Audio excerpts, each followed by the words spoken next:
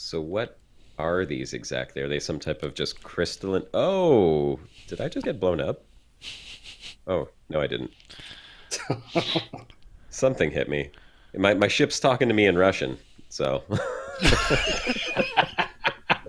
that's actually pretty interesting that I have like your language on my little fighter. Yeah, Yeah, I think so too. that's library settings, so Oh, okay. And Yeah, I guess so.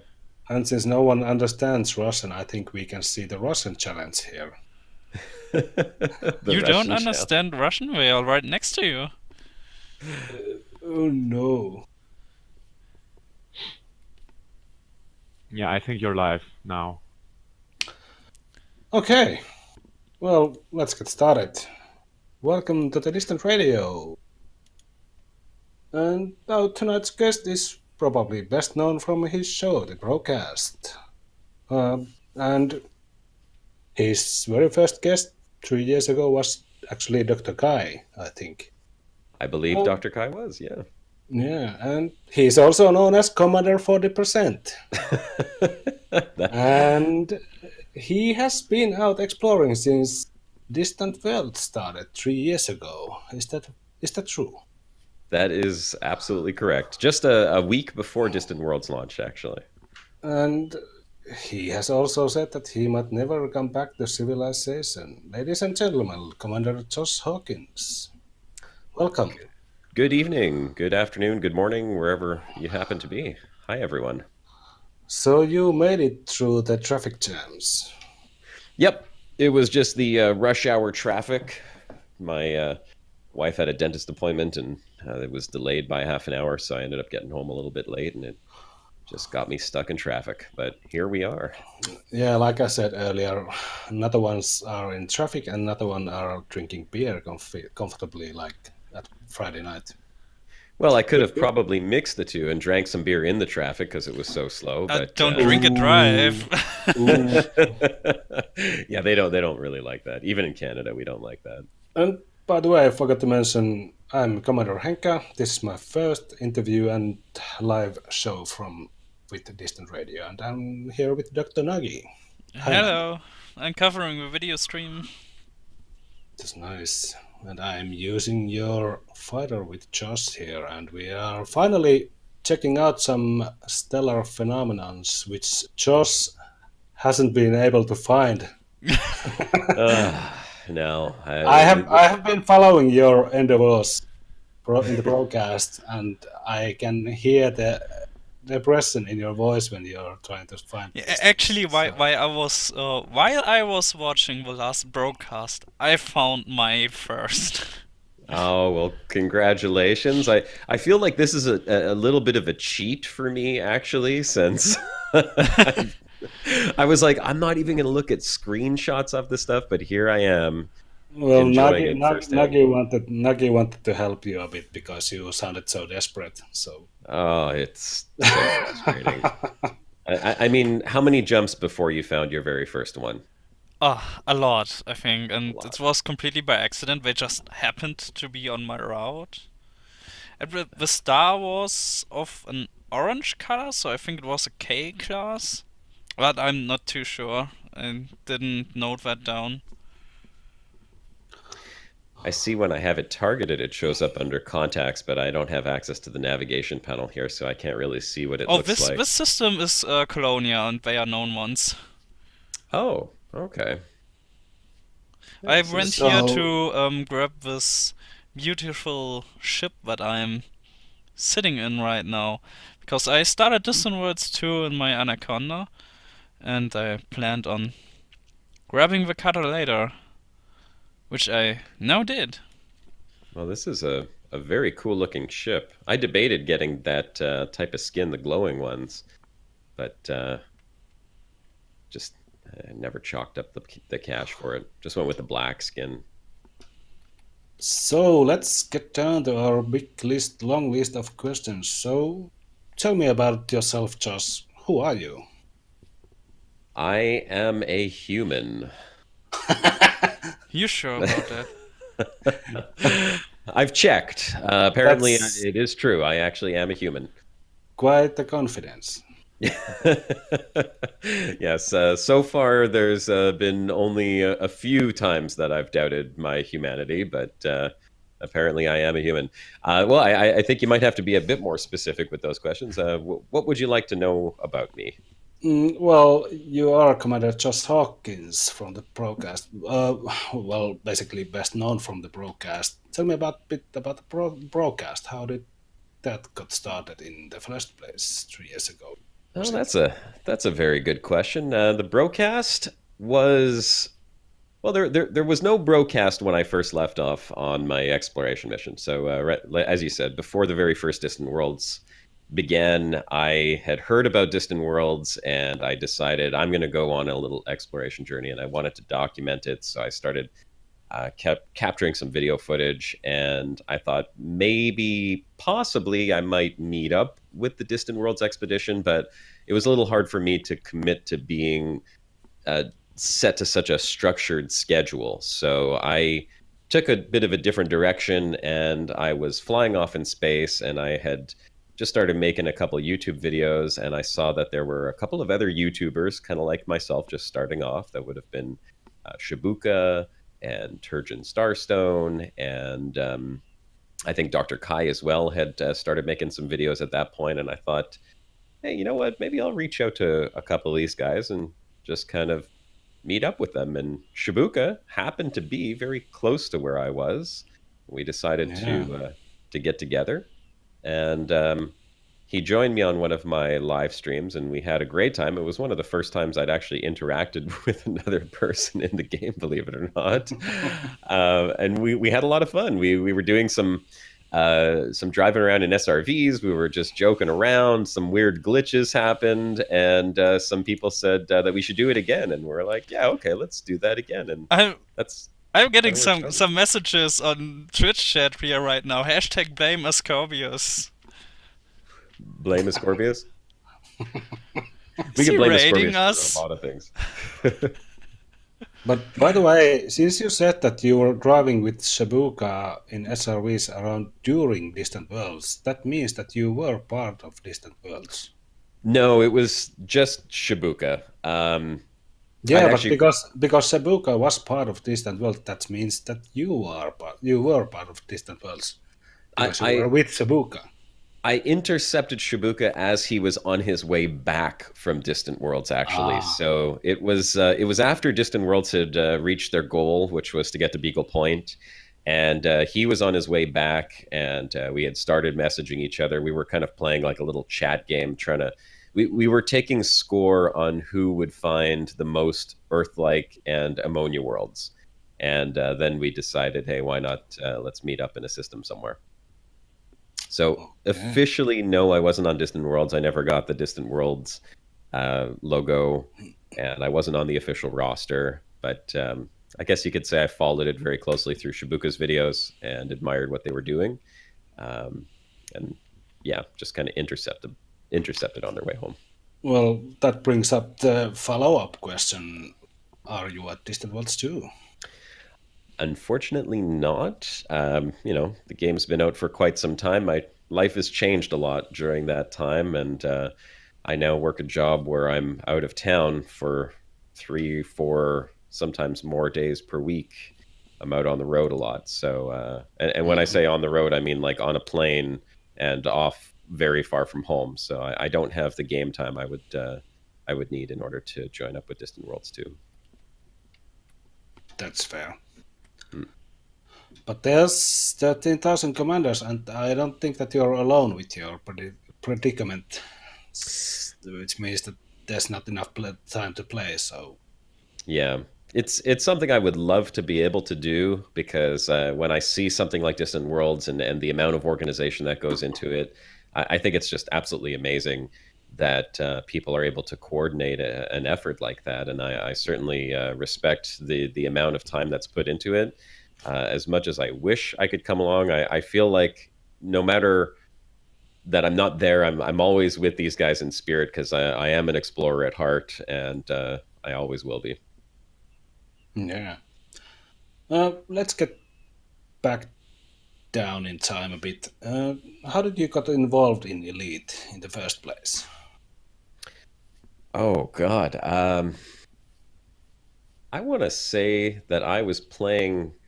Um, I think it was DayZ at the time, a game which I still periodically will jump into, and I've followed the development of it since it was not even a game; it was just a mod for Arma. And this guy that I was talking Yeah, to, I was playing it also, yeah, for and it long, was it was it was really bad. I like to say because it was really buggy.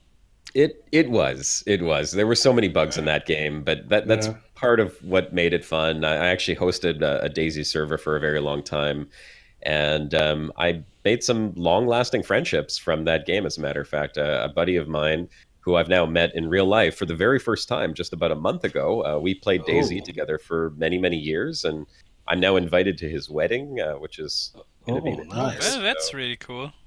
yeah, Yeah. yeah, it's amazing how games like this can bring people together and form friendships that will last longer than most of the friendships I've made in real life. So it's kind of a funny thing how that works. But I Or bumped in, some, or even some marriages.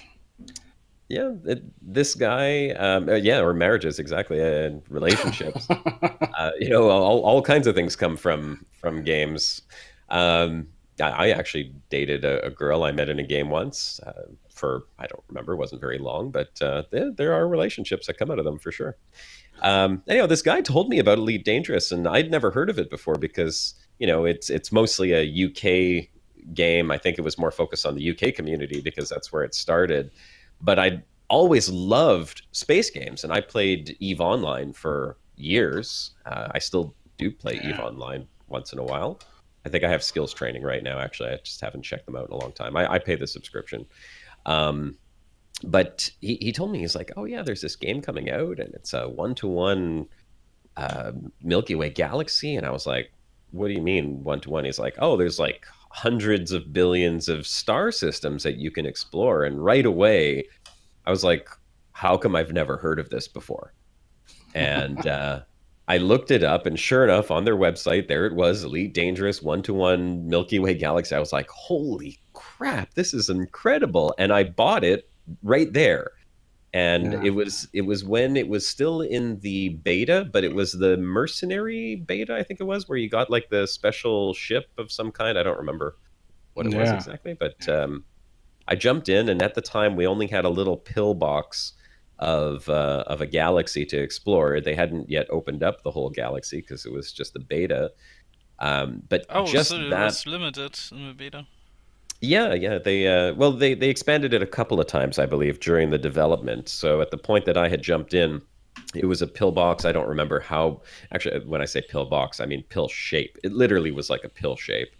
Um, uh, and it was just a tiny little section of the galaxy, but I still was just like blown away by how huge that tiny little piece of the galaxy was. And I mean tiny, I mean like not even like the size of the bubble, or like just barely the size of the bubble. And right away I was like, oh, that's it, I'm hooked. I was like, okay. And I think I played it every day since then. And then it released not that long after. It was only like a few weeks after I got into the beta that the game actually released, and they opened up the whole universe. And I was like, oh my God, my Yeah, the dream bubble come true. itself already Yeah. is pretty huge. I Yeah. think Yeah, we got over 65,000 stations now in the game. it's bonkers. Yeah. Just I blows my bought the mind. game, I think, 2 weeks before the official launch, and yeah, I was hooked also. The Mm. very Well, start. I don't know how many people who play Elite Dangerous would have played games like Wing Commander when they had released way, way, way back when. But I loved Wing Commander. I mean, I played Wing Commander as a young man, young boy, even. I think the very first Wing Commander must have been in the late '80s or early '90s, something like that. Yeah, something like that. Yeah, I remember. So, I think it was right around the beginning of high school for me, at least. I must have been around like 12 or 13 years old. Yeah, we And are the same age. I think I was also like 12 or 13, something like that. And that was I mean I want to compare like Elite Dangerous to Wing Commander. The comparison was really in the sense that it was like a first person. You were inside the ship in Wing Commander, and it had some great Yeah, combat. The combat in Wing Commander was fantastic. I love the space combat. It drew me in. I Wing think Commander, I remember it being quite hard actually to it combat. was. It was Yeah, difficult, and it was fun, but it was one of the first space games that I remember playing with a joystick, and of course, nothing like these X52 or X56s nowadays. I mean, it was yeah, literally just a stick with one button on it, but or maybe two buttons at that time. I don't remember, but yeah. space combat like that was just so much fun compared to using a keyboard for everything. And There you have it, Nagi. There you have it, Nagi. mhm.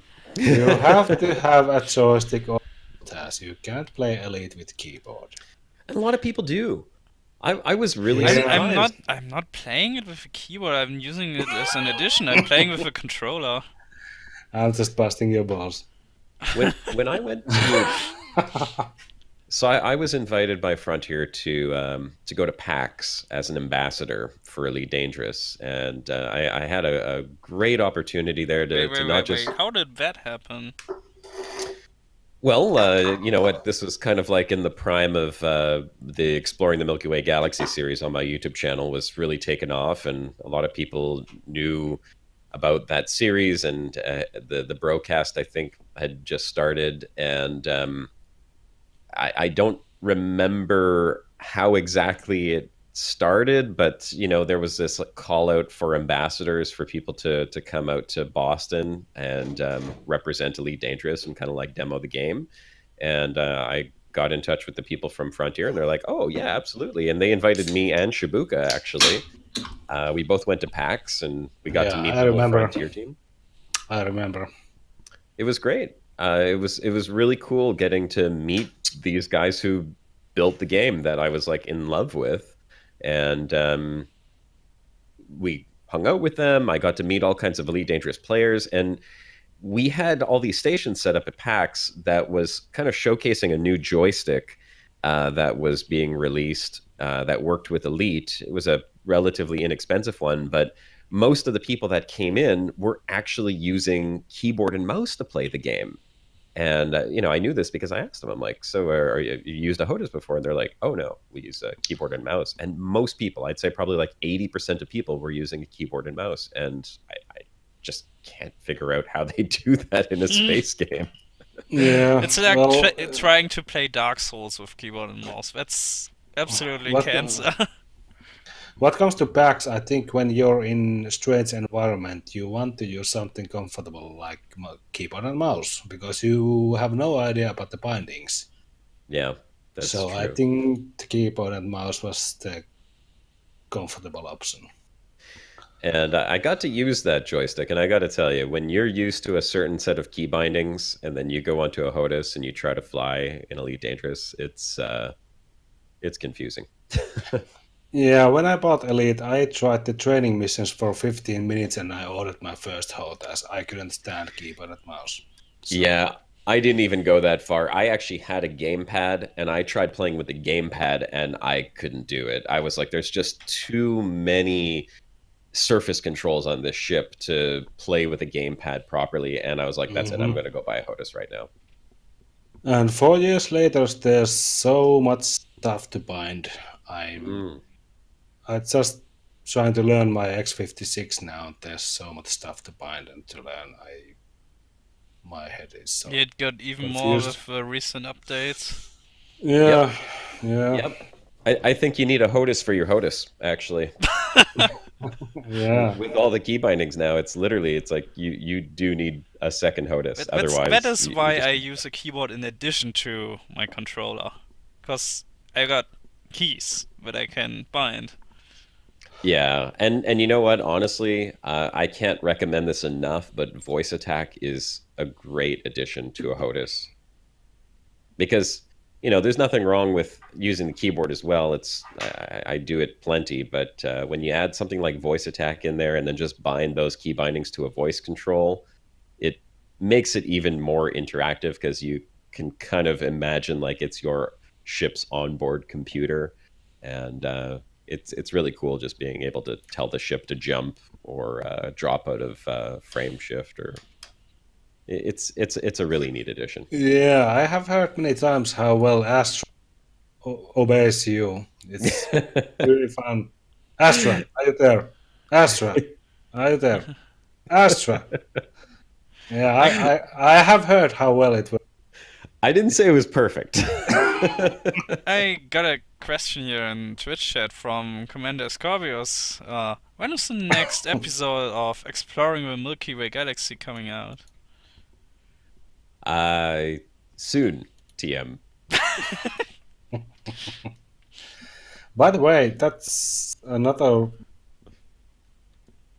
follow-up question coming up, because what happened to Three Guys One Ship? And if you could tell first, what is or was Three Guys One Ship? Three Guys One Ship was a new episodic series that was written and planned and basically just got started on filming.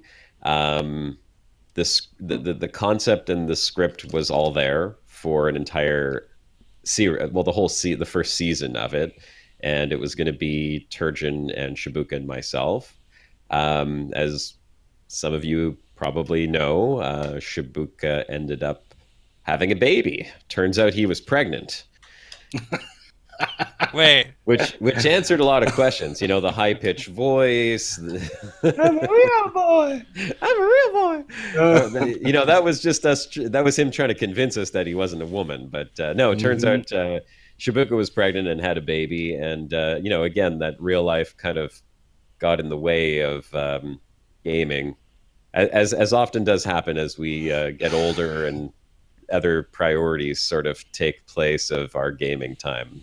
No, I don't think there's no such thing as prioritize real life.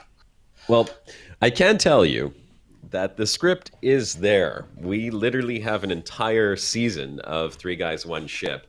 And it was going to be a collaborative effort between the three of us. So it was action, it was humor, drama, all mixed into one. And Shibuka did a fantastic job of writing that out. I mean, turns out he actually does have talent for that. And, you know, we were looking forward to it. There was definitely some enthusiasm, and we hyped it up quite a bit. And, you know, it's one of those things that unfortunately we can't predict what happens in real life, but sometimes real life does override game world life, and that's kind of where it is at the moment. So, you already told us how you met Shibuka, but you haven't mentioned how you met Turjun. Yeah, well, Turjun and Shibuka had, you know, a friendship going on from their distant worlds travels, and Turjun also had his YouTube channel, and it was there was this funny sort of, I guess you could say, was like an amicable competition going on at the time of whose YouTube channel was getting the most subscribers and the most views. And you know, we all wanted to help promote each other's channels and help build up our base. And I thought, you know, we could certainly use another person on the show, especially when Shibuka and I realized that it's not easy to run a show, entertain people in the game, and also follow chat at the same time. Unfortunately, Turjun just sucked at following the chat, so we had to bring him on as a full-on host and get him in the show. So that's why he does Turjun's Travels, where he doesn't have to monitor any chat. Yeah, exactly. Yeah, that's greetings to Turjun, who is at the chat at the moment watching this interview. So he's a great host, but he's terrible at following the chat. So he says, well, "LOL," he's not wrong. Yeah, well, he's following the chat now. Yeah, he is. So yeah, that's how Turjun ended up becoming a host, and then we brought Greytest on because we thought, oh, we really need someone to monitor the chat. Mhm. Greatest is a little better at it, but we ended up making him a host too. So it's funny how that all ends up happening. Unfortunately for Greatest, because his streaming capability is so crap, he does monitor chat more than any of us. So he's the best one for doing it because his bandwidth only allows for text to come through. He can't actually like play the game and Oh, Oh, be on that, the that's show at the that's unfortunate. same time. that's like modem connection. Yeah, that's it. He's got that horrible Germany connection, which is Well, just mine seems to be fine. I'm sure you've noticed my accent by now. oh, Greatez is in there too. Hey, Gray. He was here on our prep week talk show that we had Yeah, like yeah. 2 weeks before the launch of the expedition, talking about properly setting up our ships. Hmm. So Yeah. let's get back to you, Josh. What are you doing currently in Elite? Well, I am still exploring. As you said earlier, I have not ever returned back to the bubble. Mm-hmm. Are you ever However, planning to? yes, I am planning to. My ship is pointed in the right direction, and I am slowly but surely making my way back to the bubble. So on every brocast, you'd think I'd know the name of my show by now. Uh, on every broadcast, I'm slowly jumping, a few light years at a time back towards the bubble to eventually get back and sell this 3 years worth of exploration data. It'll be interesting how long that takes when I get back. But I'm also enjoying mining. As a matter of fact, you may have seen on a couple of my shows, I was on my alt account doing mining and managed to make 1 billion credits mining in like two Yeah, yeah. broadcast shows. So that was pretty cool. Core mining, I Um, guess. yep. You Enjoy. probably wanna get in touch with Polish Dan, who we had here last week. If you enjoy mining. Is he doing something special with mining or? Yeah, he mentioned that the Intergalactic Mining Union is organizing mining sessions where they go into resource extraction sites actually together, and they've got a list of ones that overlap with hotspots, so even more action there. Hmm. That is interesting. Mining is a really fun activity. I mean, space mining has always been a lot of fun in most space games that I've played. Eve had a great mining system that was quite enjoyable.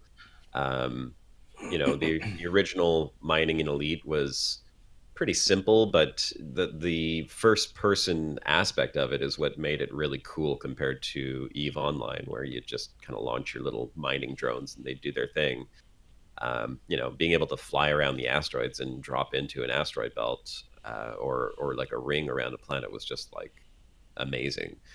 Um, but now that they've made it so much more interactive with being able to like ping the asteroids and set charges and different types of mining, you know as cool as that is, I just don't see the purpose of doing the other types of mining in Elite anymore. Like I just think the core mining is the only one that's worthwhile doing. So I kind of stripped off all the other modules from my Well, ship we, and we just did a focus lot on. of laser I mining for the have to, community goal. yeah, I have to disagree on that because, as Nagi said on the community call at Distant Worlds, the materials required were all mineable with only lasers, and I enjoyed it. Oh, I see So, that it's good that they did that because it should still because it was be. the community goal was it was not about money. It was Yeah, not about making money. It was about making community goal and reaching the yeah. goal.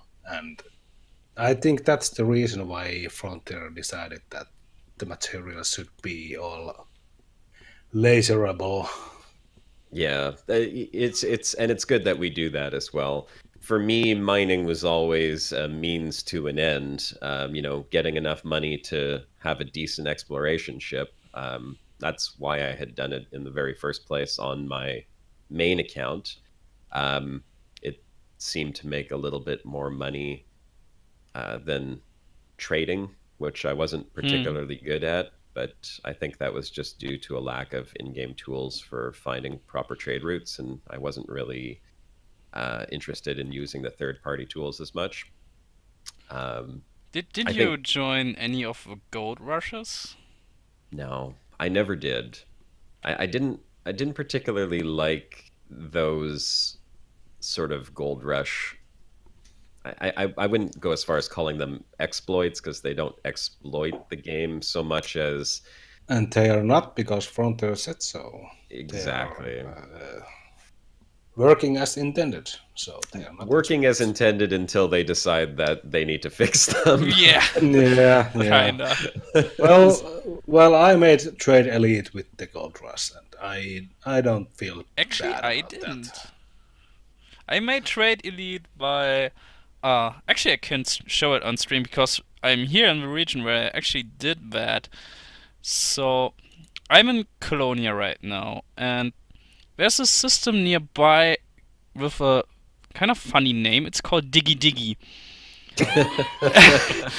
Diggy And diggy. you gotta guess what kind of economy type they have. I don't want to guess that. Extraction, of course. Ah.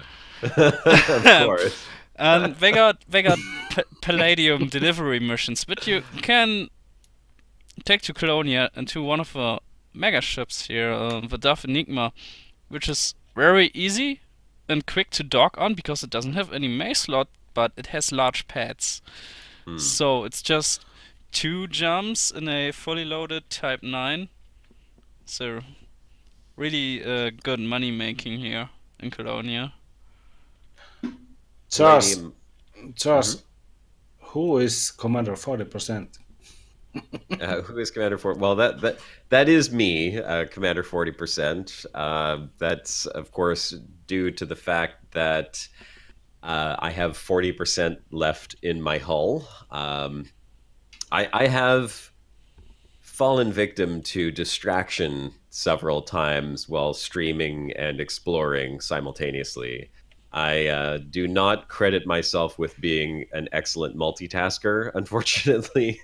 So I often will be looking at chat or paying attention to the beautiful screenshots that I'm taking and then fly myself in between a couple of binary stars and melt my hull off. Uh, which But there is, you have to follow the recent progress of the Elite. You can repair your hull now. So you have to ask someone to fly to you and You're still repair gonna your hull. take multi damage on your power plant. I feel like I shouldn't. I mean, I feel like it's kind of become my trademark, and if I repaired my hull, I'd be betraying my fans. I should try to get back to the bubble and sell the data with 40%. And I'm almost tempted to go off on my next exploration trip with 40% hull as well. Just for that extra challenge, I suppose. I mean, exploration isn't particularly dangerous unless you're like me and you're easily distracted. But knowing that you have limited hull available does make it just that much more challenging, and you have to consider that. It's a reminder to me that even when you think you're comfortable and everything's fine, it can still end up in chaos and destruction. Yeah, but you really don't have anything to worry about still, because I remember back in distant there was a commander who had like 6% of hull left, Wow. and he went all the way to Beagle Point and back. Wasn't that Edward Lewis? No, I, no, I no, no, think no, he no. mentioned I don't something think similar. Gray or Turjun might remember this commander who had like 6 or 8, under 10% of hull, and he went all the way to Beagle Point and back. I've heard of stories like that of people even doing it with like 1% hull and going halfway Yeah. across the galaxy, which is incredible in itself. You think one little mistake one accidental, poorly measured fuel Yeah. scoop, and that's it. That 1% is gone and you explode. If you really want to challenge yourself, and go ahead and try something like that. But I'm not that.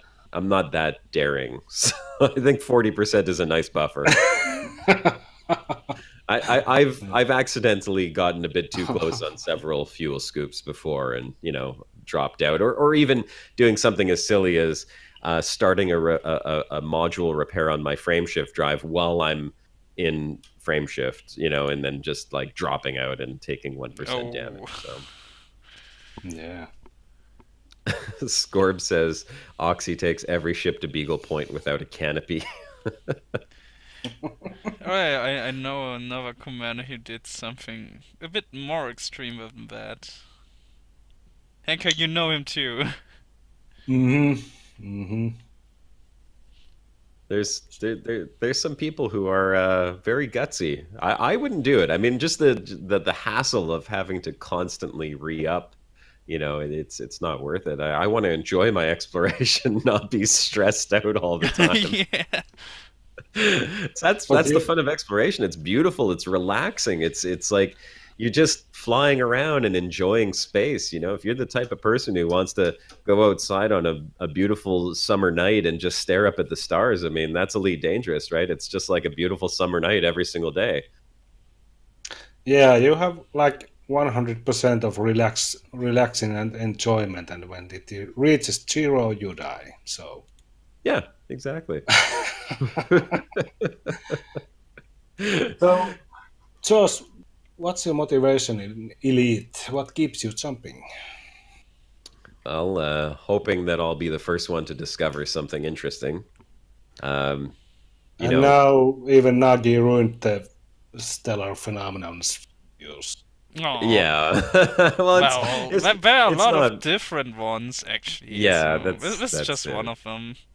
But it's not just like the notable stellar phenomenon. I mean, I'm very happy that they put notable stellar phenomenon in, because it is something extra that you can go and find. And we know that there's guardian runes. We know that there's Thargoid things to find out there. But for me, it was always the idea that maybe there were things in the game, because it's so huge. You think of Easter eggs in other games. Maybe there's something Raxla. that, yeah, like Raxla, exactly. Like I'll just be flying around and, oh, what's this? And nobody's ever seen it before.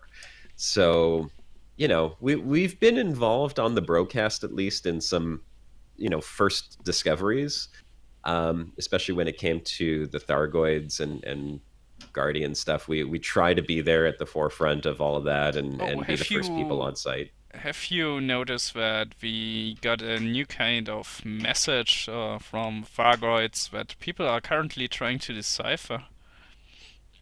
No, I wasn't aware of that. Do tell. Yeah, and someone got it from Canon, and they're having troubles to decode it. And then they started working on it on FleetCom, and they analyzed the sound file, and they got a picture out of it that looks like a system map. I think, now, correct me if I'm wrong, was that in announcements on your Discord? When I jumped in Yeah, I somewhere, I saw did. some pictures. Might be, I yeah. did announce that. But yeah, it happened today, I think. What happened today? Yeah. Hmm. Or And yesterday, depending on time zone. So is there any news as to what it could possibly be? well, It kinda calmed spectrogram. down. I think spectrogram revealed that it's again some planet in the message. Hmm.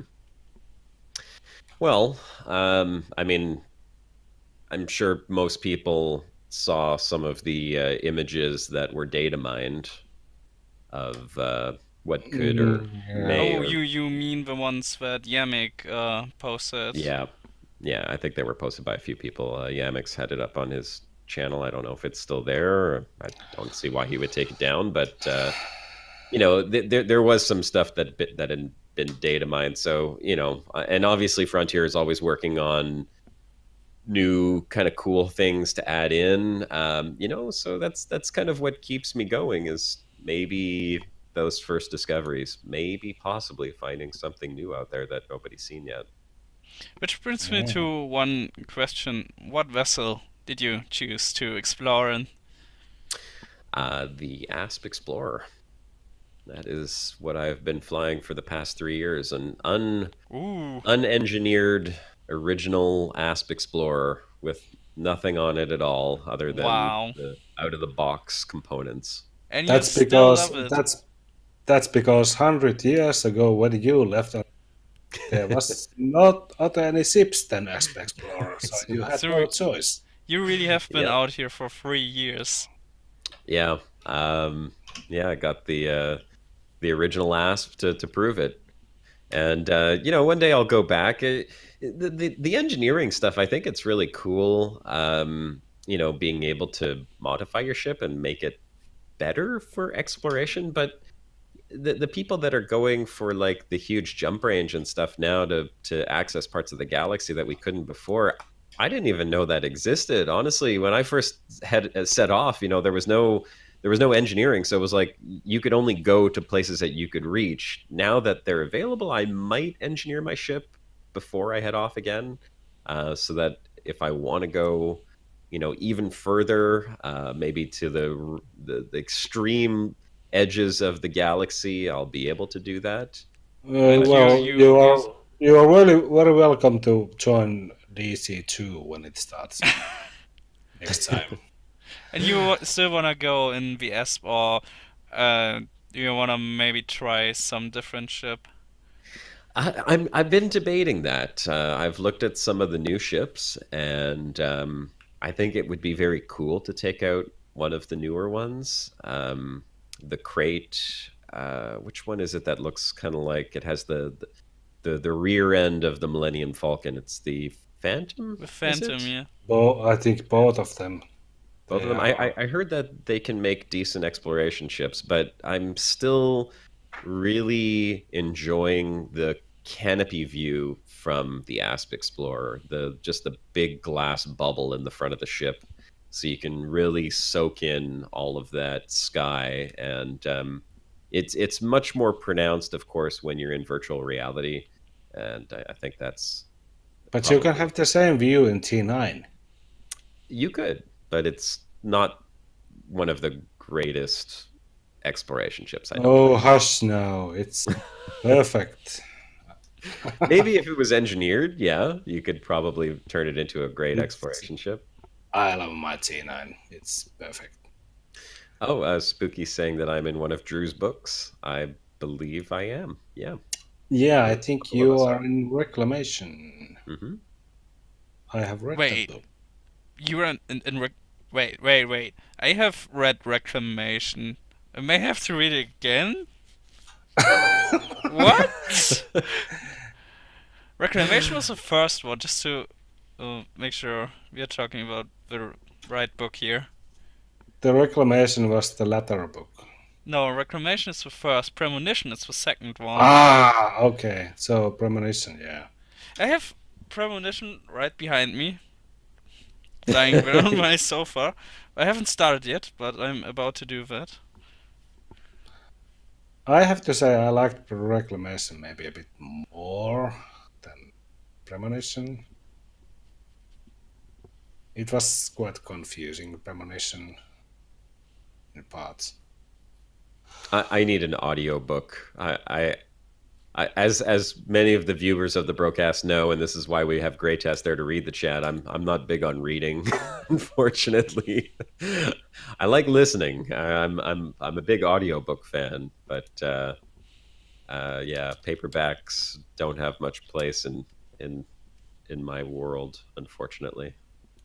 By the way, we all know that you left for your exploration trip 3 years ago, but uh, for the whole time I have been thinking, and my next question is this. Um, what's the purpose of your current expedition? Do you have any kind of did you have any kind of endpoint, or what was your endpoint that with your expedition?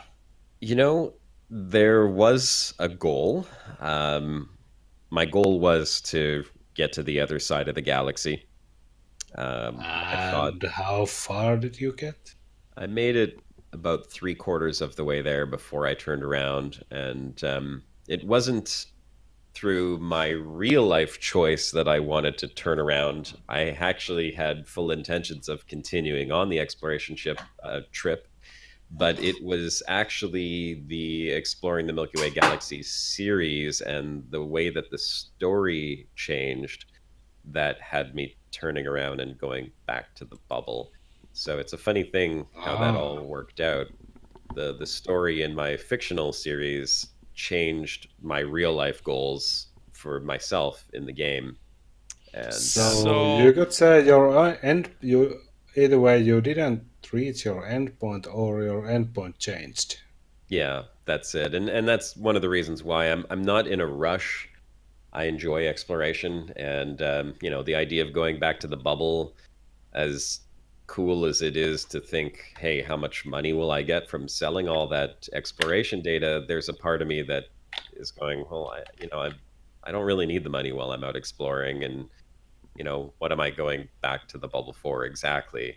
Um, I'm You're not start. sure. You're starting to sound like a long time inmate who is getting released. I don't want to go to the outside of this prison. I'm afraid because there's people and stuff. Yeah, well, You're it's true. you're like institutionalized, or how Yeah, to I think say. so. So The outside the bubble is kind of like my prison. I'm comfortable in wow. that. Going back to where all the people are does make me a little bit nervous. I First think and you're not the foremost, only one. I don't want to get interdicted and Oh yeah. destroyed. Like there is that sense of like, oh God, what happens if I go all the way back there? I The think you fact shouldn't that have a problem to dodge vows from NPCs with your ship. I hope not. I hope not. okay, I have an proposition for you. Next time you continue your exploring the Milky Way galaxy, you turn around and head to Beagle Point. That's it. I would never get there. I just know I Ev- wouldn't. Eventually, maybe. I will tell you that there's part of me that is enjoying going back in the direction of the bubble. Um, because for those people who have gone out exploring, there, I mean, I guess you could look at it like this. There's kind of like three paths that you can take when you leave the bubble and you're heading into the galaxy. You could go via the side of the galaxy where Colonia is. You could go directly towards the core, which I'm sure many people do because they want to get to Sagittae and be like, hey, I made it to the core of the galaxy. Or you could go Hmm. across the other arm, which is what I did. I went the opposite route. Um, the thing with that route that you take is, or with that choice, is that after about 15,000 light years, you get to a place where there's nothing left than just the stars ahead of you. There's no nebula whatsoever. You get to this void of nothing, just stars until you get to like Beagle Point. For some reason, and I've often complained about this, the generation of the Milky Way galaxy somehow came out imbalanced. One side of the galaxy is just chock full of nebula as far as the eye can see. The other side has nothing. And I I chose actually the side gotta that had. ask our cosmologist about that, if that perhaps may be based on real life data we got from there. It's possible. I mean, if you think of an endless universe with infinite possibilities, it's not unlikely to think that the galaxy just evolved that way. We know that our galaxy, at some point in the distant past, collided with other smaller galaxies and merged into the Milky Way. The Milky Way is a pretty big galaxy by by universal standards.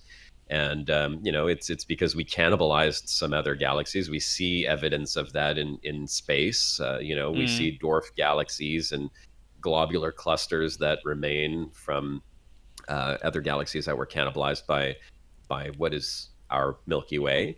Moving And towards when Andromeda. yeah, and when Andromeda and the Milky Way galaxy combine to become the Milkomeda or Andromeda Way or whatever it is that we end up being in several millions of years or billions of years, then when galaxies combine like that, who knows how the balance or shifts? It's possible that this is just the way it evolved. But I think from a gameplay perspective, it still would have been nice if Frontier would have taken a look at that before they made it live and went, Yeah, maybe the definitely. people on that side will Hmm. not have much to see. But then again, it does bring me back to another gripe, which is there are a limited number of nebula before the same shapes start repeating, which is a little Oh, disappointing. actually, I got the perfect viewer question for that topic. So, Hmm. if you were in charge, would you reset and regenerate the galaxy to fix that skybox cube, density cubes thing? That's an excellent question. You can I'm be the god now.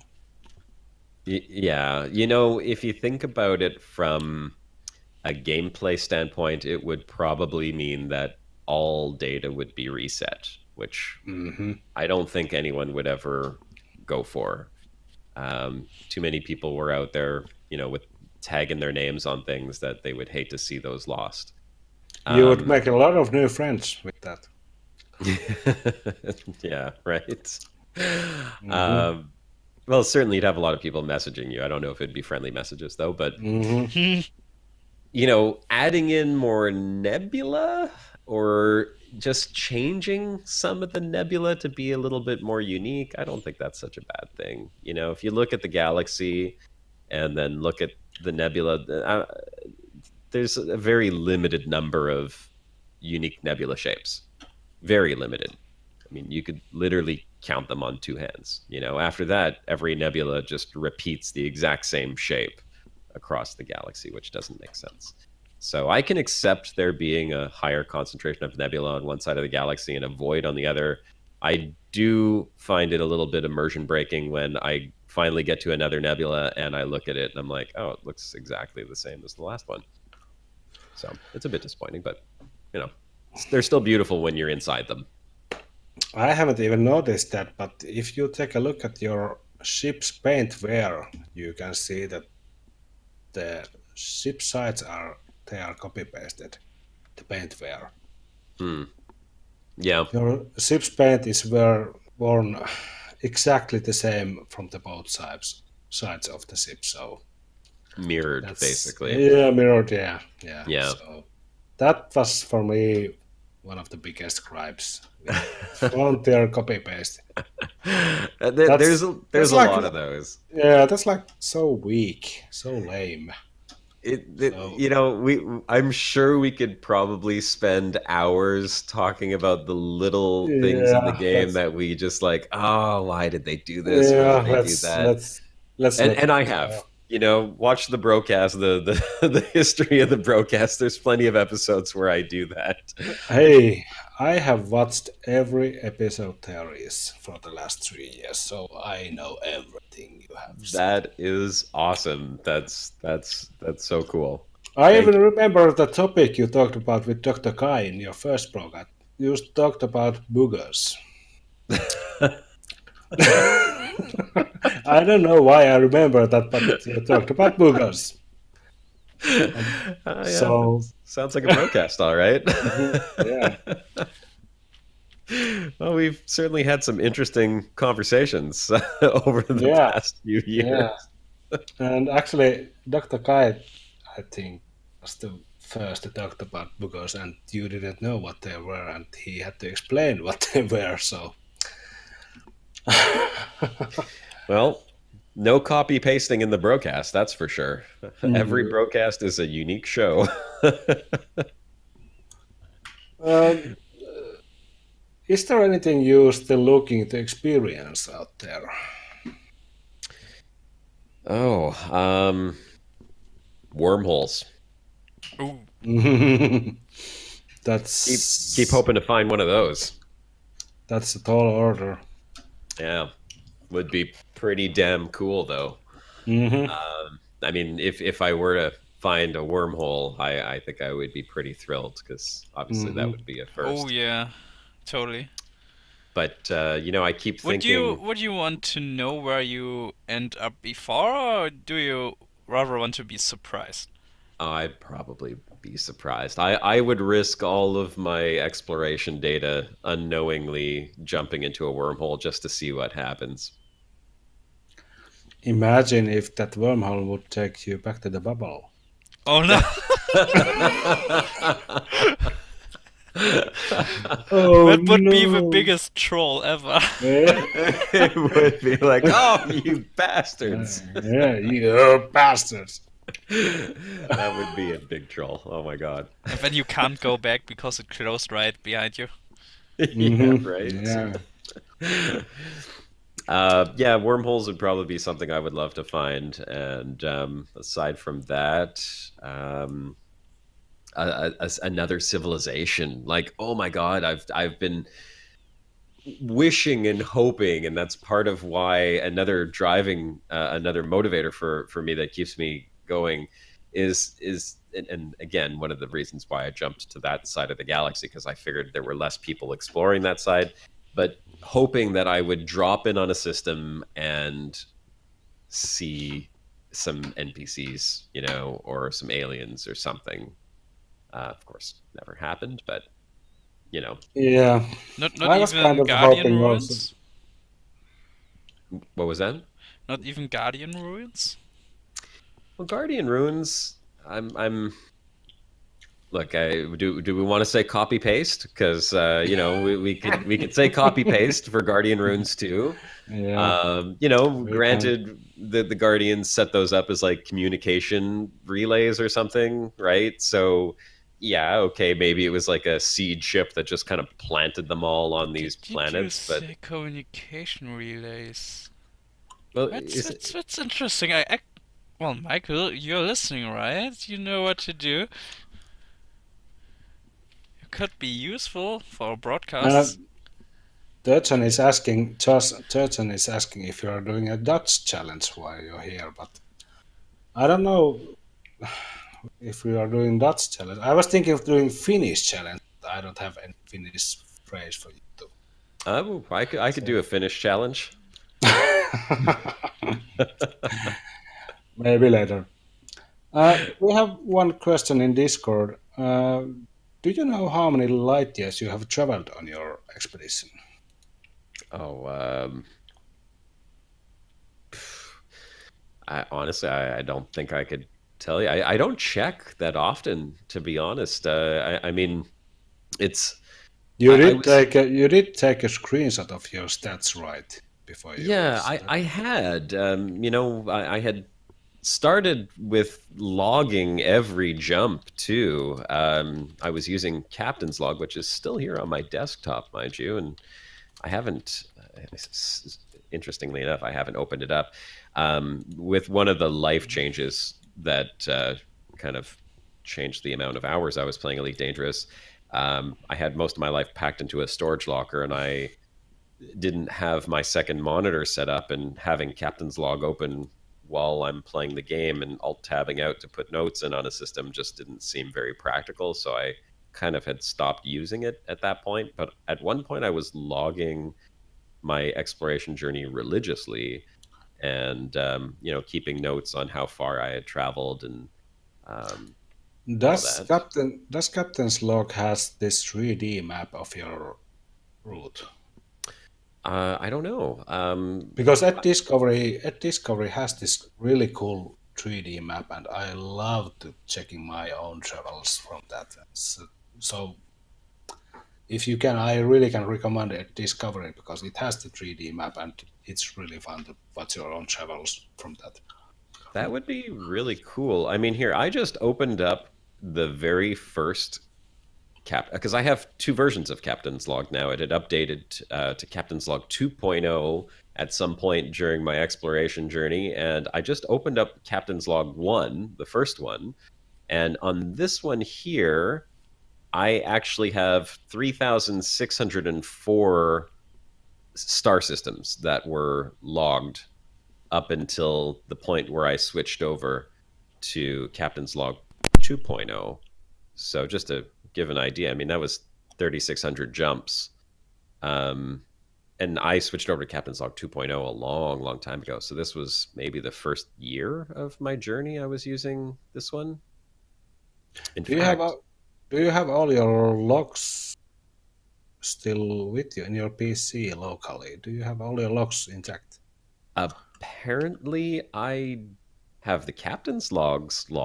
I when I went into Elite Dangerous and turned on the filter for stars visited, because I wanted to see, there was one system that I had come across when I had first set off that just blew my mind. And I've talked about it before, and I've never been able to find it again. It was a star system where I jumped in, I found a ringed gas giant that had multiple, and I don't recall exactly how many, 5 or 6 moons that all had rings and were all very close together, so that you could see, like, as you looked up, it was just ring after ring after ring in the sky, and it was Olympic really, really rings. incredible. Yeah, pretty much. It was amazing, and I haven't opened Captain's Log 1.0 in a long time. I know that in the game, when I filtered by stars visited, I didn't have anything, well, nothing near the bubble. So I know that whatever system it was, I wouldn't find it in the game. Also, stars visited, not visited was a feature that only came out much later on in the game, and it wasn't there. Yeah, it's also a local feature, so if you don't have the logs at your own PC, you don't have those.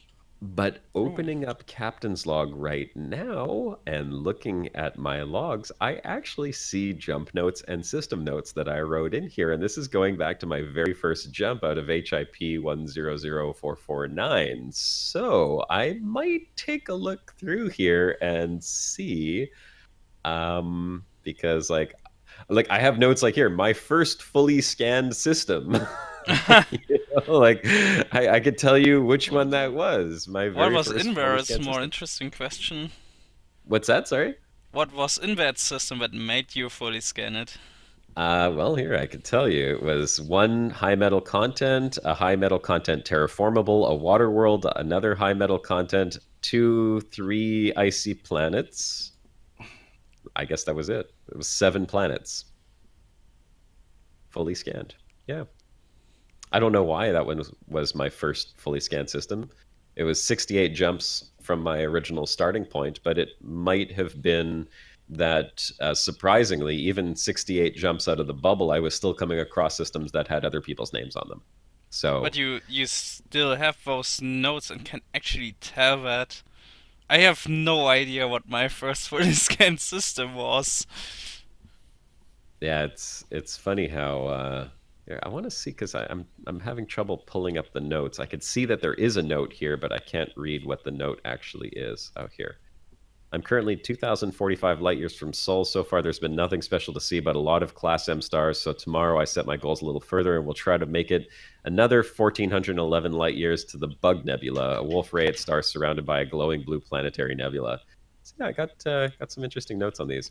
Oh, here, actually, my first fully scanned system with a water world. Okay, so that's the notes were truncated on the little thing, but that's what it says. My first. So it wasn't my first fully scanned system, but it was my first fully scanned system with a water world. Some notes, looks kind of like Sol. If you swapped out the gas giants for larger icy bodies without those guardians protecting the inner bodies from stray asteroids and comets, it's unlikely life would thrive for very long here, though it's nice to see a system that reminds me of home.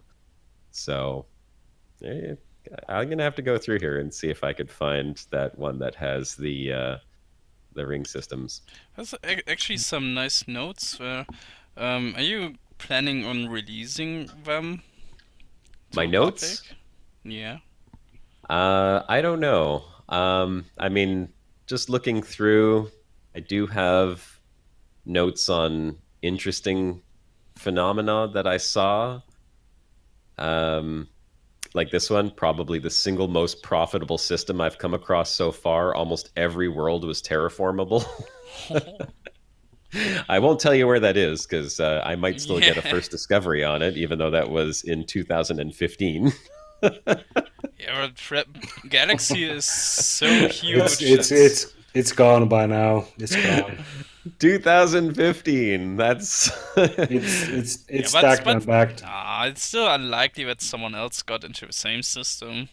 you never know. You By never the know. way, Josh, have you seen or do you know Adastro? In What? Adastro, you can do a video of your travels in 3D map or in 2D map actually, but you can input all your travel logs and it makes a video of your travels.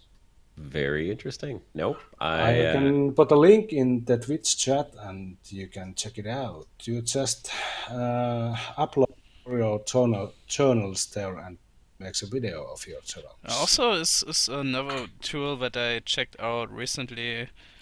I forgot the name, unfortunately. Because I think just your travels would be really interesting to see in form of video. Oh yeah. In Galaxy Map, I mean, it makes a map in video in Galaxy Map of your travels. Oh, that's very cool. Yeah, I'll check Yeah. that out for sure. I mean, now unfortunately, it's just going to be, very similar to everyone else's, coming home from the core of the galaxy. But maybe when I set off on another journey, that would be cool to see it from start to finish. Oh, by the way, Yeah, while it's you really are like coming home, by Turjun is just set off again. Are you gonna meet? With Turjun? Yeah. Maybe, possibly. Didn't really think about it much. But yeah, possibly. Maybe on a broadcast we'll do that. you might have to turn around. I Are might you have to. prepared for that? Are you You think prepared for he that? already went past you?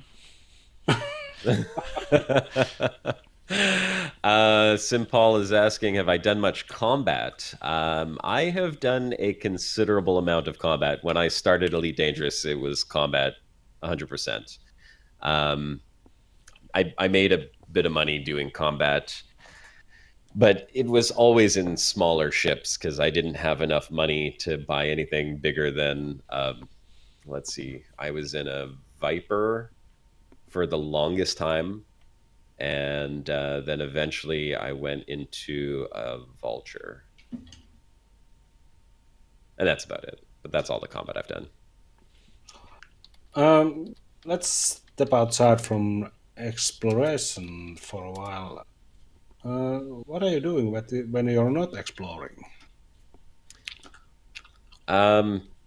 Nothing. that's all I do really is just explore.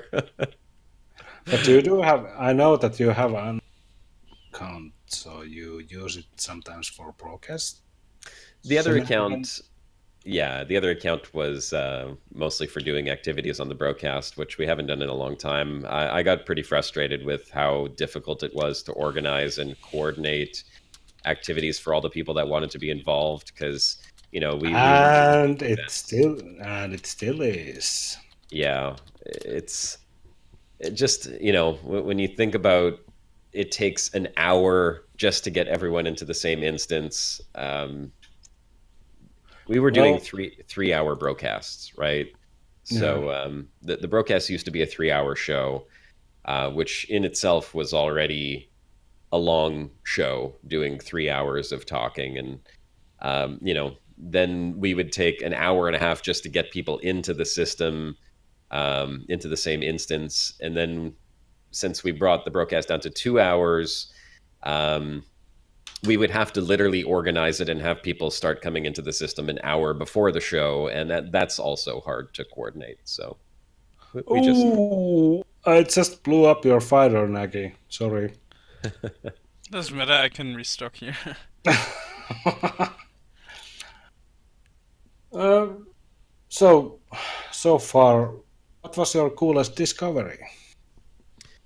My coolest discovery. Well, I want to say that I think one of my coolest discoveries was almost a record breaking discovery. It was a ring system around a gas giant that was probably the second or third largest ever discovered. At the time I thought it was the largest discovered, but when I posted in Reddit, which I used to do quite a bit, saying largest ring system discovered, I got a lot of flack from people like, oh, it's not the largest one, blah, blah, blah. And this guy discovered the largest. I was like, okay, sorry.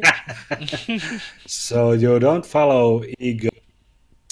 Yeah, and it ended up being like an argument of semantics too, because I think I posted most massive rings ever discovered, and then people were like, it's not the biggest ones, this guy's is bigger, but then you compared the mass and mine was still had more mass than his, and anyhow, it was just ridiculous. Reddit is a It is went a like it ended up being a pissing contest. yeah, and that's Reddit for you. So I Yeah. just That's yeah. why I don't use that. That's the reason why I don't use Reddit. Mm-hmm. Just reading some of my notes. So I definitely have taken damage, even when I wasn't streaming. Close encounter with a neutron star. Here I was wondering why the star was so small. Right as I realized, oh shit, it's a neutron star. I started heating up and bam, emergency stop at a super cruise. Scared the daylights out of me. Yep. I also managed to crash into one when I was on my way to Colonia after I discovered a Wolf Riot Star, and I was really in a hurry. I wanted to get that tag on, and yeah, when using the neutron highway, I did a little mistake and overheated a little bit while trying to get out of there again. Here's another funny one. Note to self: don't forget to fuel scoop. My trip almost ended a few minutes ago. Where do you have When the I fuel was rats jumping for? without looking how much fuel I had left. Thankfully, an M-class star was within 5 light years because that's about all the fuel I had left. When I looked at my fuel gauge, gulp, and one jump short of my 400th jump away from Seoul. Yeah, and imagine that there's one commander at the moment who is trying to reach Beagle Point without a fuel scoop. Oh yeah, I've read about that. I don't know That's how that's even possible, but I don't know if that even is possible. well, you basically have to do an anaconda, and it should be like a flying gas tank, and use the economic route. here's another interesting note. 427 jumps away from the bubble. Hard to believe that 9,486.41 light years from Seoul, I scout the galaxy map and find a solitary neutron star, travel 400 light years to get it, and what do you know? It's already discovered. How in the hell?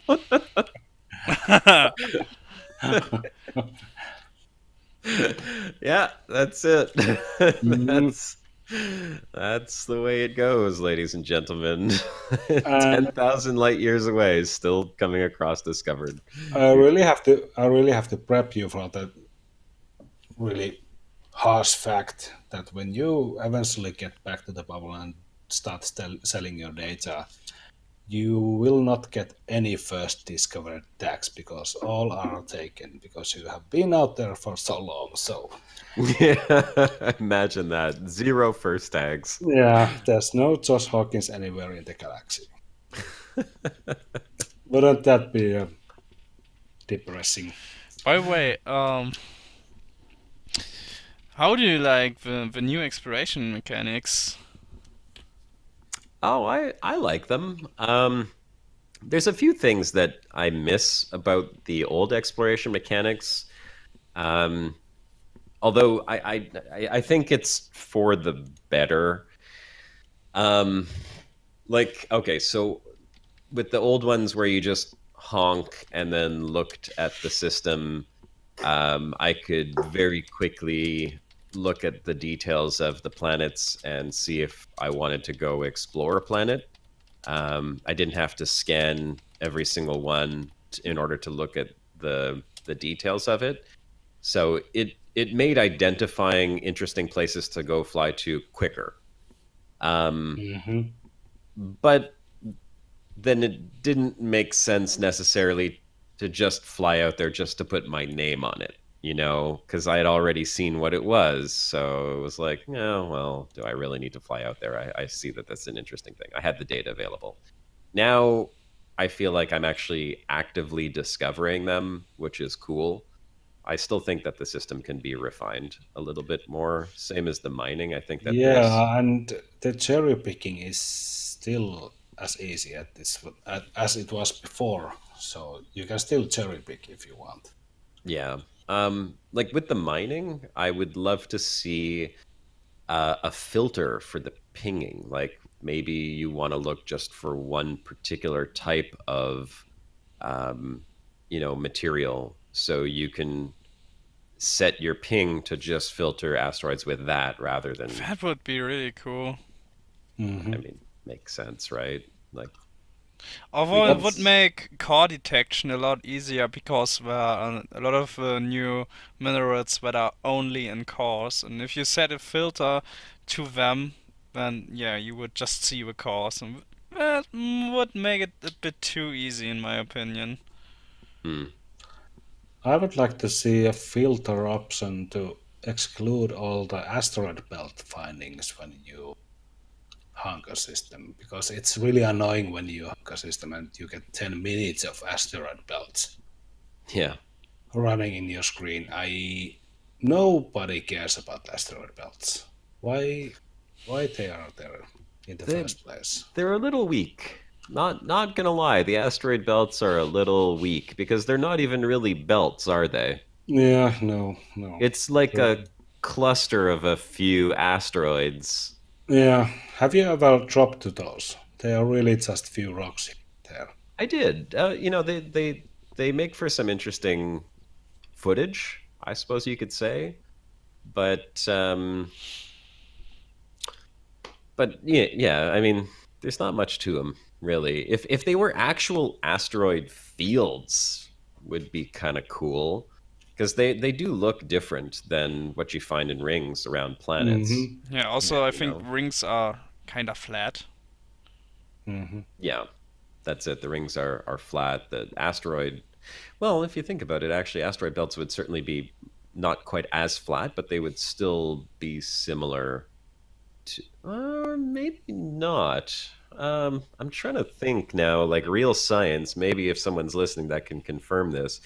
I know, like if you think about the Oort cloud, in our solar system, the Oort cloud is like a bubble that's all the way around. It's not a belt like a ring around a planet that follows a plane. The Oort cloud is literally 360 degrees all the way around our solar system. And no matter which direction you go to, you'll get to the Oort cloud and eventually, hit these objects. Um, but the asteroid belt between Mars and Jupiter is more of a belt because it's on the same plane as the planets. So that would be thicker than a ring around a planet, but it would certainly, be asteroids and much more sparse than what you find in planetary belts. So So I'm not just not sure like if a Star Wars when they really have a bad time navigating those. probably not. How do you, on your exploration, how do you choose routes? How This do I is a choose what? Sorry. this is a question from Discord. How do you Well, choose your routes? Just using economic or manually selecting systems? oh, I always manually select. Well, my destination, I always scout out my destination and then I'll let it plot a route. Um, I mean, even just going through my notes, I can see like where I've changed course. I'll set like a distant destination, sort of like a long-term goal of where I want to go, and then as I'm following that course, I will set short-term destinations. So I'll set a 500 light year destination, and then it's mostly just for like a particular thing that I'm going for. So let's say I want to go see a giant star. I'll look for a giant star that looks interesting, and then I'll find it. It's all done through the galaxy map, though. I usually spend like an hour on the galaxy map, browsing the area before I set a destination, and then choose to fly there. Yeah. Some interesting stuff in my notes, though. That's for sure. I do it kind of similar. I think Sometimes it's- I'm setting a few bookmarks and then just go from one to the next. When I set off, we didn't have bookmarks, so I can actually see in my notes that I've written down names of systems that I wanted to go visit, and that's how I would log out, log back in the next time, and go, okay, so look at my notes, say these were the systems I wanted to go, and then I would just fly to one and to the next. Simple is would have been just great. asking, when you eventually return to the bubble, what will you do next? Do you have any plan? Well, I may spend some time doing some engineering. And then after I've done a little bit of engineering, I will probably head back off into the galaxy. I'd like to go to Colonia. Really, I'd really like to get myself out to Colonia. But you don't have to spend 3 years to get to Colonia. You're here 3 right now. hours. Yeah, then you can get in 3 hours to Colonia if you want. Yeah, that's true. I could. if there is such a thing as, just jumping. I have a hard time just jumping. Yeah, I know. You have that thing. Yeah, I gotta look. Yeah, like here, I'm just looking at my notes, like jump notes, identified ultra rare MS class carbon star, and I have like the name of that system, Wolf Rayet star here, black hole here. So I've got all those in there. That was pre-bookmarking system. Are you using EDSM? No, it was all through Captain's Log. Do you So have a you're profile not- in EDSM?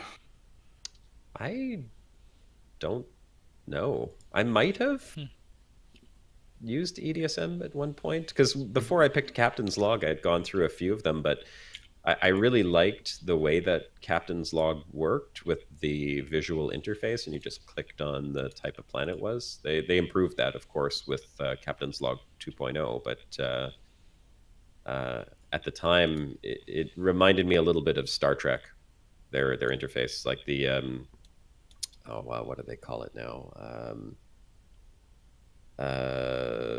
Someone tell me what is the name of the Star Trek interface? I'm drawing a blank. Yeah, blank here also. M cars, N cars, something. I don't remember. No, not the holodeck spatula. I'm talking about the design of the interface. L cars. There we go. Thank you, Turjun. It's called the L cars. So if you look at the way Captain's Log, well, I mean, their color scheme and kind of like the rounded rectangular interface reminded me of that. And growing up being a huge Star Trek fan, I kind of wanted that. So I had that set up on my second monitor, and that served as like my computer. So yeah, if I did sign up to EDSM, might have been very early days, and then switched over to Captain's Log. Yeah, that's positives to signing up on EDSM because it records your findings automatically. If you make a new record, you get your name there automatically. And you get a nice badge. But Yeah, wouldn't you need to keep it open? No, you can collect them and upload all of them at one point. It would still work. Yeah. Oh, look at this. Here's an interesting note. My first undiscovered planetary nebula. Oh, I that's I'd one be curious to go look and see if it's still undiscovered now that I I know haven't what the found system one of is. those It is yet. not. I It is really wanna not. find one. It is I'm not. gonna jump out of the multi-crew session and actually go take a look because I mean this was a long. Now you really Uh, got me. I can almost certainly say that it's not. I'm sure. I'm sure it's not. It's got to be discovered by now. I I could mean, stalk your position now. oh Yeah, well, I no. I'm think it just gonna is. look on the galaxy map. I don't think I'm anywhere near it, but I can look up the system name. Actually, you're closer to my position than the rest of the Distant Worlds 2 fleet at the moment. Let's see. By 4,000 light years. I'm gonna do a search and see what pops up.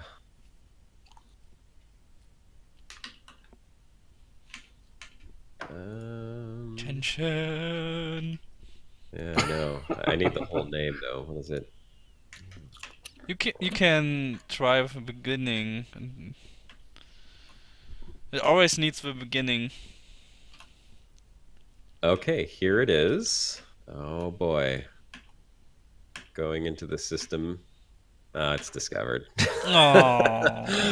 By I told you so. Madriax. I told you so. Damn you, Madriax! If Commander Madriax is watching right now, you go and undiscover that system right now. And now you could share the name, actually. Yes, I'll share the name. It's in Zunu, so Zunu. Oh, you're typing it Yep. in. Okay. Zunu Yeah. space HA-A Yes.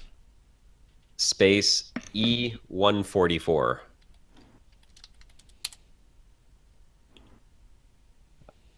It's unfortunate, but it was my first undiscovered. Ah, a black Now hole it one. is I discovered. have to say, you have been out there for 3 years. What?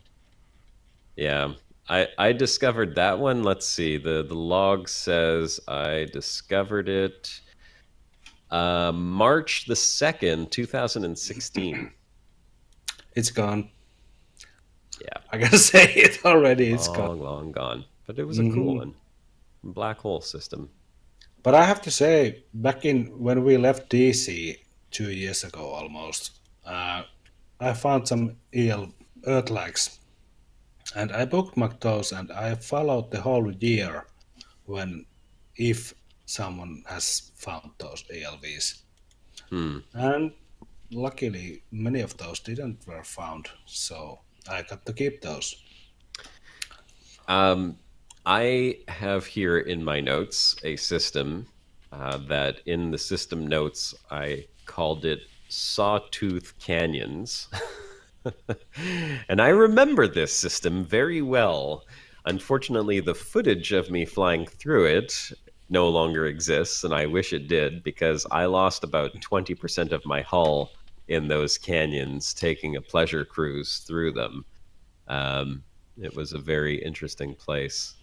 In fact, I might just pull this one up on my map and see where that was. And that was back in when Commander 40% was only a distant dream. Yeah, Commander 40% of that. I think it was the first time that I realized that I could die if I took pleasure cruises through deep canyons on planetary surfaces. It was good times. What? You can Yeah. die? What? You can die? Just But exactly. a quick reminder that we only got like a quarter hour left before our next DJ has his show scheduled, Sleagy. So if any listeners have any more questions, get them in now. Get your questions. Questions, anybody? Bring them in. beautiful quadruple So, sunrise. Yeah, that's interesting. how do you just? I have one question. How do you see the future of broadcast now that? Do you see any? Is it possible that three Commanders 1 chip might change its form and greatest might be one of the three? Well, it would really be dependent on Shibuka coming back to the game. I couldn't possibly imagine, doing that show without him.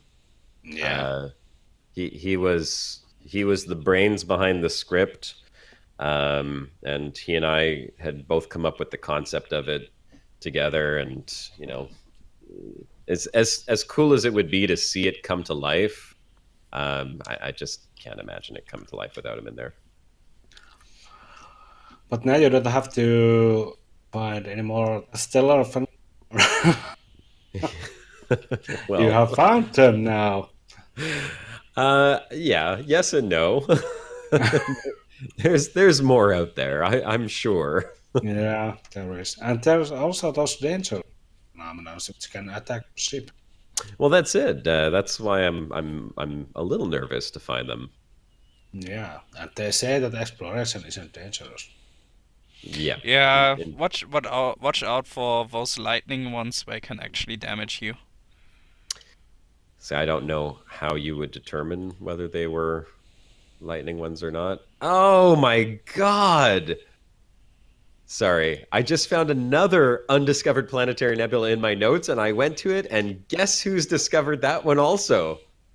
Same person? Same, same guy. Oh my Yeah. god. Some people like to hunt for those. So Wow.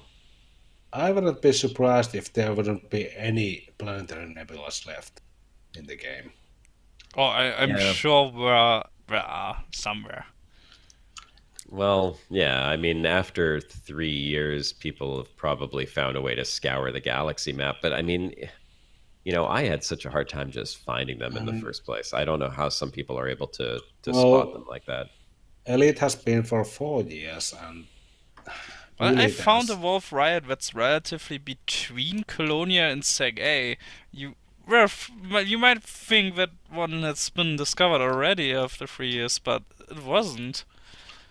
But So you still might have work. there is commanders who are like planetary nebulas hunters. So all they do is hunt for planetary nebulas. Hmm. So if you spend 3 years out there, you are going to lose for those. So Yeah. you can't beat those. Those guys Um, spend hours searching for the galaxy map. So here, if anyone wants, I'll share a couple of these places if anyone's interested in ever going to look at them. I should have submitted some of these to Frontier when they were putting out a call for, tourist attractions. This one is a 20-kilometer high mountain on a moon that's orbiting zero point 0.02 light seconds from its parent planet. So it had quite a hell of a view from it. And a 20-kilometer high mountain is Wow. enormous. yeah, You know, yeah, it try is. try scaling Did that. did you try going up there? Oh, absolutely. Did it work? Because Yeah. Oh, yeah. I heard of some mountains that were actually so high that um the physics broke at a certain point. It was And you like could you float were in into space. orbit. Well, Yeah. there was Mount Nervi where you were at the. It was so high that you were at the. What's the word? The boundary of space and Yeah, Mount Nervi. It's in the bubble. yeah, yeah. Actually, I think is that the one that Greatest and I went up? Might be, actually. I'm pulling up this other system right now just to see Yeah, if Mount Nervi. It's so high that you are at the orbit when you reach the top.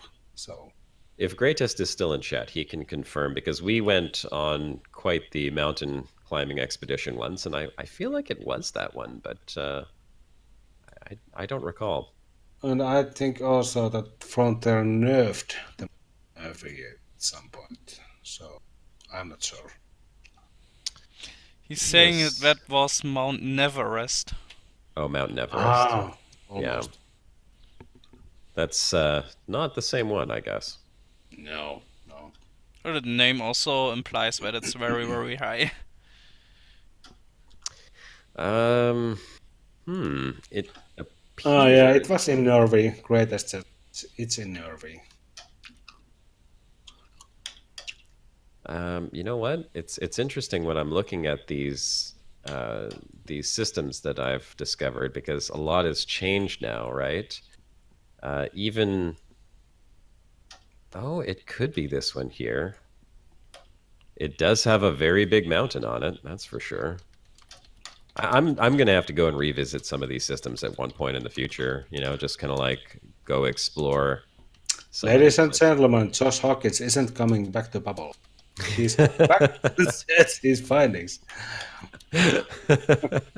It was definitely this planet. I don't know if that moon still has the mountain as high as it was, but when I'm looking at the planet here itself, you could see there is one mountain that just like pokes right off of that planet. So it still looks pretty big.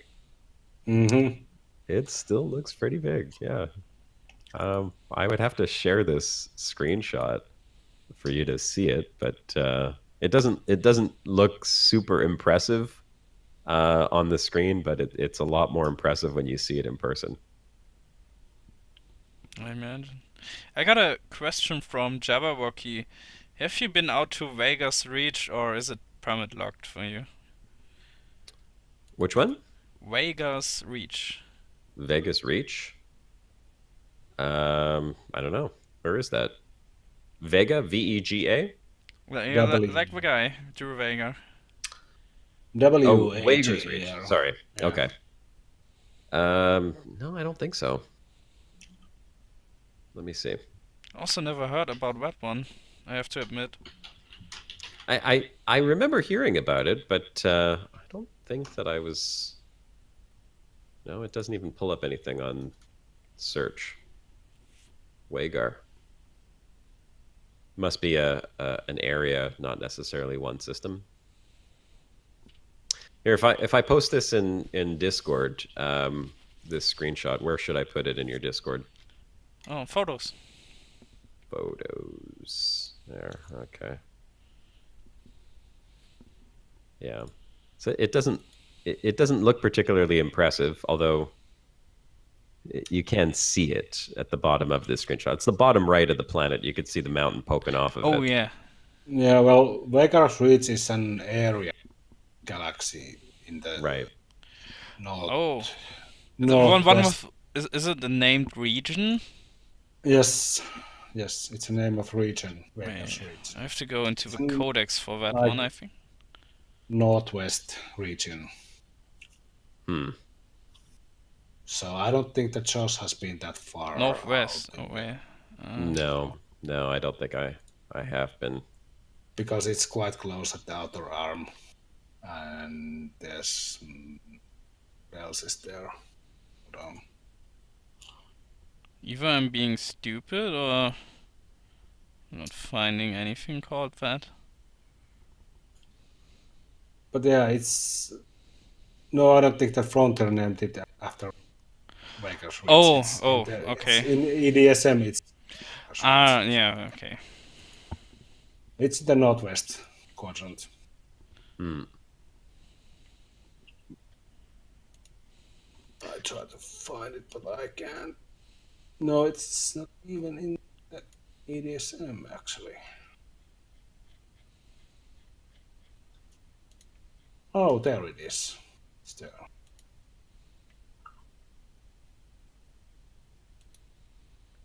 Yeah, I can see it.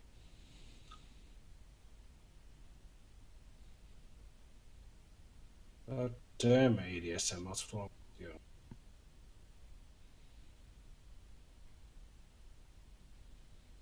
Oh, here. I got another planetary nebula. Let's see. What do you think? I think this one's also. It's gone. How many it's do you get gone, of it's those? Um, I found there's two more here actually on my list. I've only been to 4 or 5. Because they're hard to find. I mean, I spent a Yeah, long I time. tried before. I found already discovered once. Let's see. But I really, Josh, I have to say for the final words, we are closing in on our time. So I think people want to see your travel log. So you might want to look out for the Commander or Video's travel at Astro, because you can make your own map or Yeah, video of your travels. So people are really interested of seeing your travels. Yeah, I would really like to see that. Yeah, and I can show you actually. I made one of my own Yeah, I also made one with DC. my pre-Distant Worlds 2 travel map. I've only been So playing for a year, so it's not that impressive, but still. this isn't shameless plug. This is just an example what Edastro does. I can the Twitch chat. let's take a look. But since we are running out of time, I think we can wrap up here. And do you have any final words, Josh? If you're gonna go on a I'm just watching your video. I see how you mean. That's really cool. Yeah, if you decide that you're gonna take a trip out into the black, be brave, because be brave. There's a lot out there, and it's easy to lose sight of your goal. But stick with it, because exploration is it's very rewarding. When Yeah. you do find interesting Not things, only credit wise. that's it. Not just credit wise, but Oh, I don't think no one is exploring for money. now. I know I'm not. Money? What's that? Credits? I don't Wow. know. I'm just watching this journey of yours, Henkka. That's really cool, man. I like the way that it's mapped. It. You took quite the trip outside the galaxy, outside the outer arms there. Yeah, it's from DC. We went around the galaxy. Wow. Did you go all the way around? Yeah. The We, first time s- we we both met was at Beagle Point, actually. yeah, we spent a whole year for That was a year? yeah. Oh my God. Wow. How much did you make when you came back? 1.1 billion credits. 1.1 billion. I think something like that. That was before they made the changes, obviously. Yeah, that was before. Yeah. Yeah. And were you doing a lot of scanning, or was it just jumping? Well, both. I think point when T10 came out, I went back to the and you can see it in the map in the video. I went back at Christmas and I changed my to T10, and Yeah. I made 9 months in T10, and it had 36 light year range, and it was a bit too little to be out in the far out the X. 36. So next Hmm. time we are going to DC, I will take my Anaconda and I will stick in my Anaconda because it has like 70 light year range. So Yeah, Well, also right around. Macross said that he wants to go to very, very outer edges. yeah, well, because of I changed to T10, I missed a lot of nice places. I couldn't reach with T10. So I'm curious what this one little deviation is here. Around 9,500 jumps in towards the upper right hand quadrant. You kind of jumped into the arm a little bit. Why did you go there? Was there yeah, something of well, particular interest? it might be. Yeah, it was one location I wanted to see, if I remember right. And then you went back to the bubble and then flew right back to the last place that you Yeah, were. I went back to change back to my Anaconda the last Okay. 2 months, 3 months. I So I want to say that I highly doubt that my journey is quite as impressive as this. That is a truly impressive route that you took, taking the outer arms like that. Well done. Yeah, well, that was only with 36 light year range. So if I would have my Anaconda the whole way, it even more impressive. So Mm.